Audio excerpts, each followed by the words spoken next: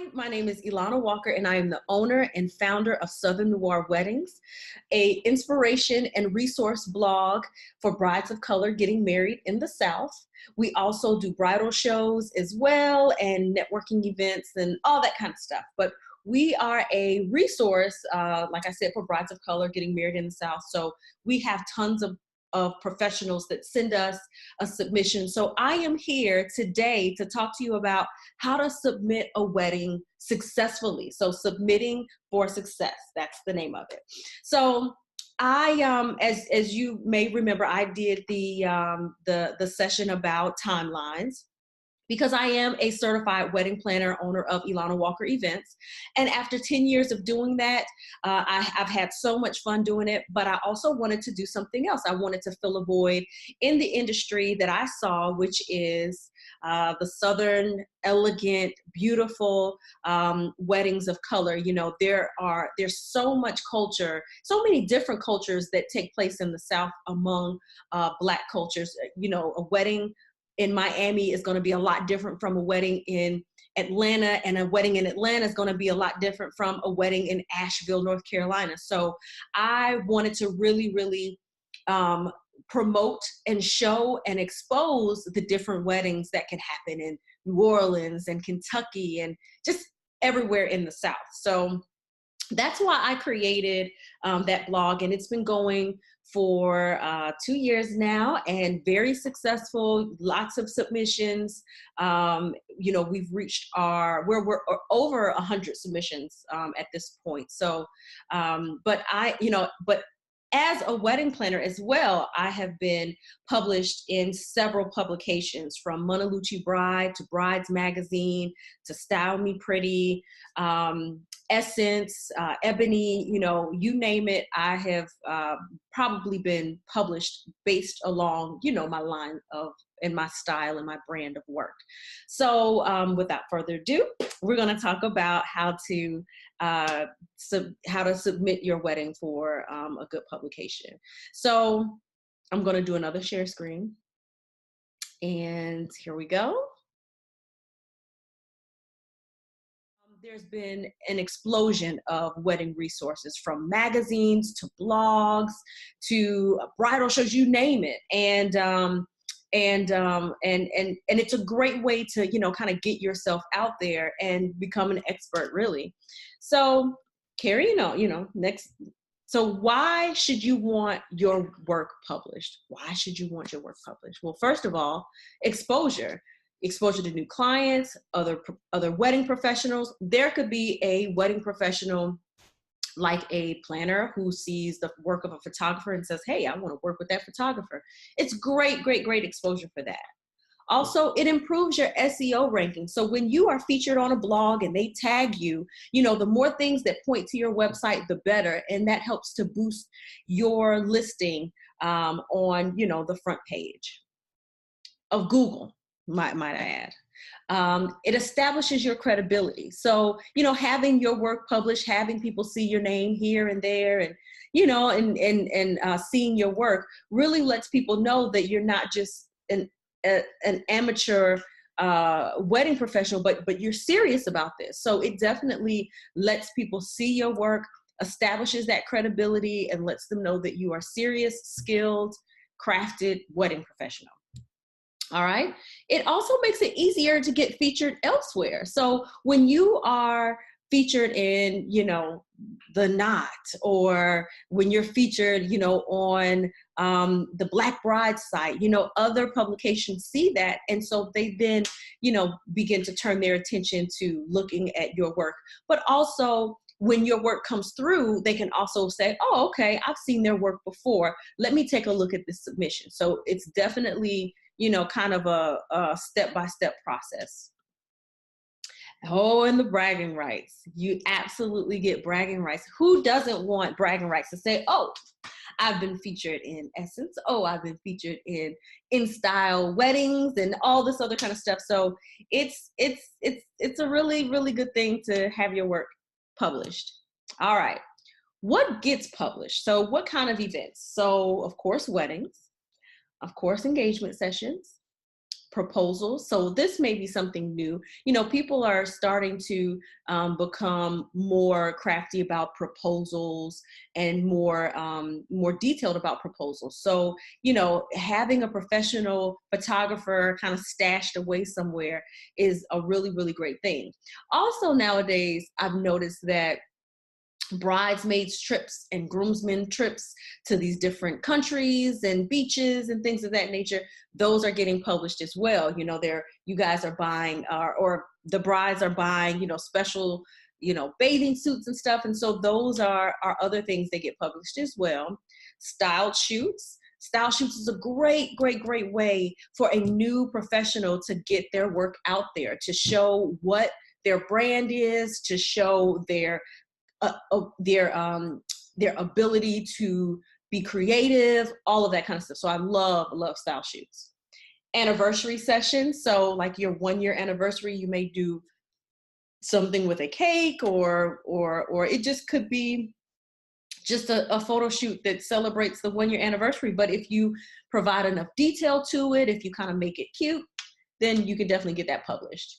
Bridal sessions. So, you know, when you're doing your bridal portrait, you know, having the bouquet, whether it's in a studio or whether it is, you know, at a location, whether it's your venue or a park or anywhere, you know, those can get published as well. And then also private events. So it's not even just exclusive for weddings, but it's also birthday parties and anniversaries and children's birthday parties. So there's a lot of different bachelorette parties and things like that. So there's a lot of different ways, bridal showers. There's a lot of different ways to have your work published. So so definitely make sure to be creative and don't just stick to one area. All right, prepare yourself. So before you even submit a wedding or an event or anything like that, you want to kind of have in mind before you even do it, do the wedding, do the style shoot, do the birthday party. You want to have in mind, okay, I need to, you know, prepare yourself for the shoot. So number one, you need to determine the best publication for your event before it happens. So if you know that your wedding is going to take place, or if this event is going to take place on a beach in Tahiti, then this obviously would not be great for a publication that frequents barn weddings, you know, features barn weddings. So you have to find the right publication for your submission first and foremost. Then you want to review the submission guidelines. So all of us publications, we have guidelines, whether it is the sizing of the pictures, whether it is the number of pictures that we receive, details, anything. You want to go to the website, you want to take a look at what their specifications are beforehand, because once the event is over, once the style shoot is over, you can't go back. So you definitely want to make sure that you review those so that way you can prepare. Then you want to ask permission. So, you know, make sure that the models that you're using are on board, or make sure that the bride and groom is on board to be published. They may not even want to be published in a magazine or on a blog. So you have to definitely get that permission. You also have to get permission from the photographer too. And it's even better if you just get them on board with this, because ultimately the photographer owns the rights to the pictures. So you can't do anything without the photographer's permission. So it's just best to go ahead, contact the photographer ahead of time and say, hey, we're looking to do I want to submit this event, let's work on this. The next thing that you want to do is show lots of details. Your model should look polished, from their nails to their makeup, to their hair, everything. And then you also want to cover the basics. So you want to make sure that you include pictures of cake, flowers, paper, attire, everything. Don't forget the invitations. Don't forget the papers. And then also create unique elements. So this could be a cute little lounge that you have designed in a particular area. It could be something that's, you know, interactive, like a cotton candy bar or something like that. Be unique, because the more unique, the more likely it's going to get published. And then next is select the right photographer. Let's be honest, not all photographers are created equal. And because of that, you have to make sure that the photographer is a good photographer and they understand the fundamentals of photography. Also, it helps if they've been featured previously as well, because at least they have that connection and they have that that bridge to you know, different publications that they can reach out to. So that always also helps as well. All right, so next up, submission no-nos. So let me share those with you. So number one, your submission has been overexposed.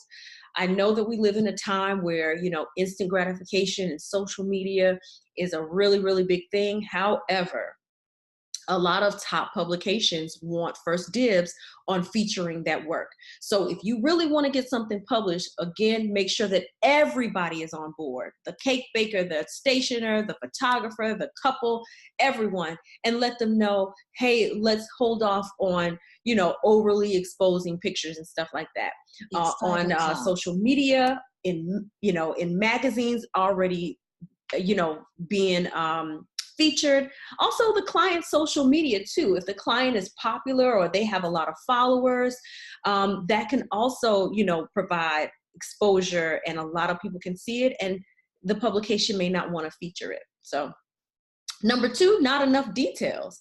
So you have to have design details. So that's, you know, like your tablescapes, you know, your ceremony scene, the attire, like just, you know, the specific design details of the event. But then there's also descriptive details as well. A lot of publications will have questionnaires that that they will, you know, want submitted back, wanting to know about the couple, wanting to know about the shoot, wanting to know about the day, wanting to know about background. Why did they pick this dress? Why did they pick those flowers?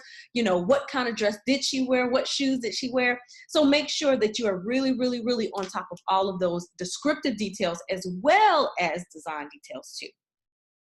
Also, if your publication doesn't fit, or if your submission doesn't fit their publication, that's really important too. Like I said earlier, if you're doing a wedding on the beach of Tahiti, you cannot submit it to a publication that features barn weddings. It just doesn't make sense.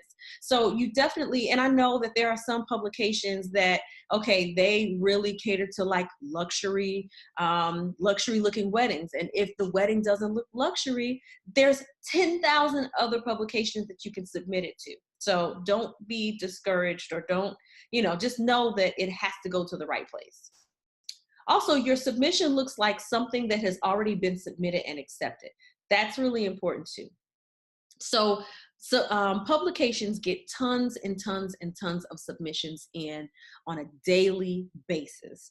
And it's very easy for someone to submit something that looks like that Tahiti wedding, that Tahiti beach wedding. So if that's the case and you get that no, and you get that, you know, we already accepted something that looks similar to it, just move on to another publication. The photography is bad. This is important. If you have people's heads cut off, if, you know, it's too dark or it's overexposed. I mean, you've gotta, this is kind of going hand in hand with selecting the right photographer. You have to have the right photographer because they have to have that eye to capture those details. Number 6, the submission is outdated. So this could be that the submission, you know, that the pictures were taken a long time ago, or the wedding happened more than a year ago. Typically, a lot of publications want it to be within the year time frame. But it can also be details. If you're putting chair covers and sashes and table runners on your tables in the pictures, it's not going to get picked up because that's a very, very dated look. If there's tulle around the gazebo that they're getting married under, it's not going to get picked up. So just, you know, make sure to educate yourself on the common trends or the popular trends that are happening today, and make sure that you're staying in line with them and not doing a negative throwback on something like tulle. All right, watermarks. Watermarks are important. A lot of photographers will put watermarks on their pictures because they want to make sure that they get the credit for them. However, we're not publishing pictures with watermarks on them. We give credit. Publications give tons of credit, but we don't want your watermarks. So make sure that the photographer feels comfortable with submitting pictures, without the watermarks. And if they don't, this may not be submitting and getting published may not be for that photographer. And also, you were annoying. This is funny, but sometimes people can get a little annoying with their submission. We get your submission. It's great to follow up. Definitely follow up. If you haven't heard anything, after maybe a week or so, definitely follow up. Say, hey, I just want to make sure that you got the submission. Let me know if there's anything else that you need. It's great to touch base. However, after that, or after, another follow-up, maybe another 3 weeks later, it's annoying. Definitely let it go. It does not help your cause to consistently contact publications. Am I getting featured? Am I getting featured? When is my publication coming out? Da, da, da, da, da, da.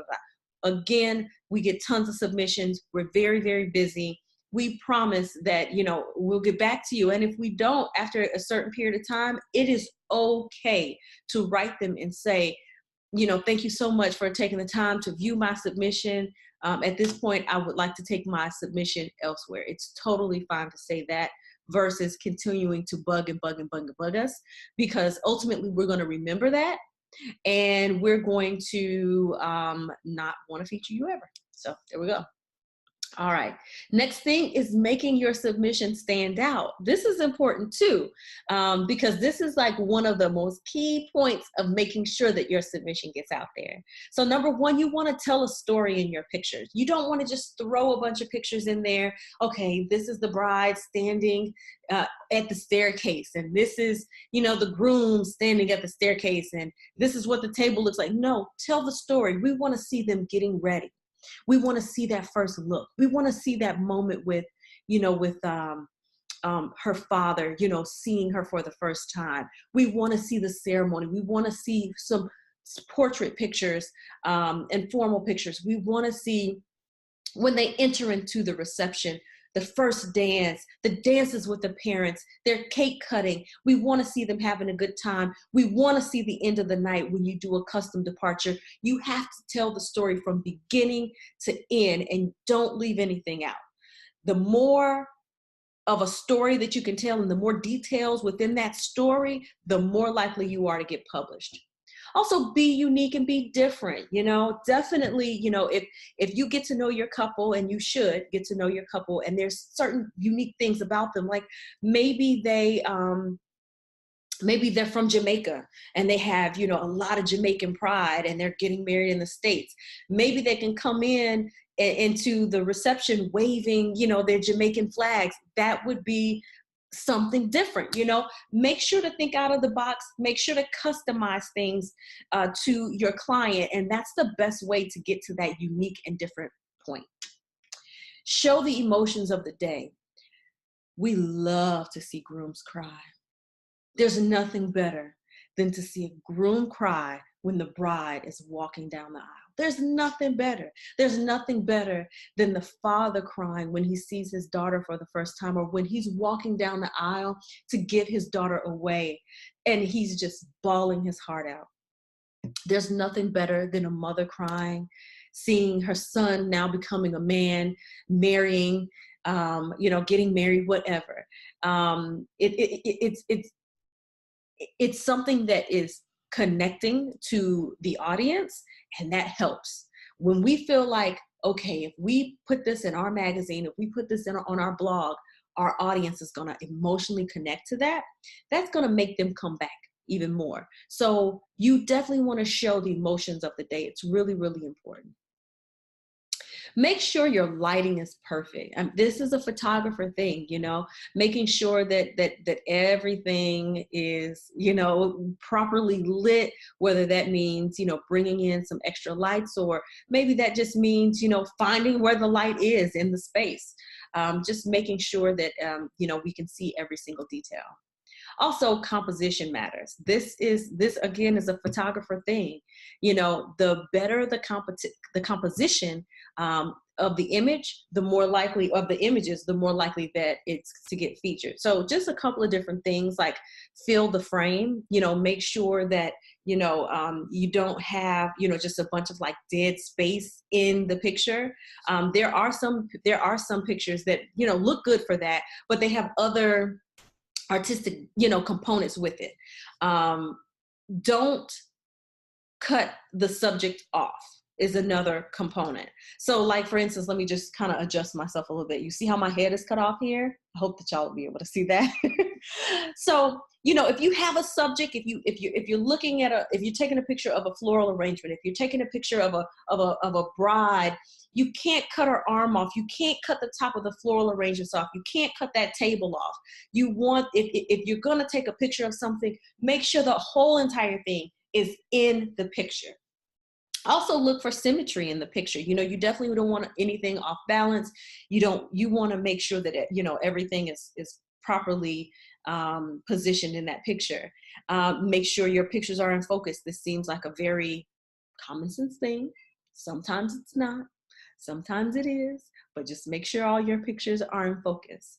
And then also be mindful of your background.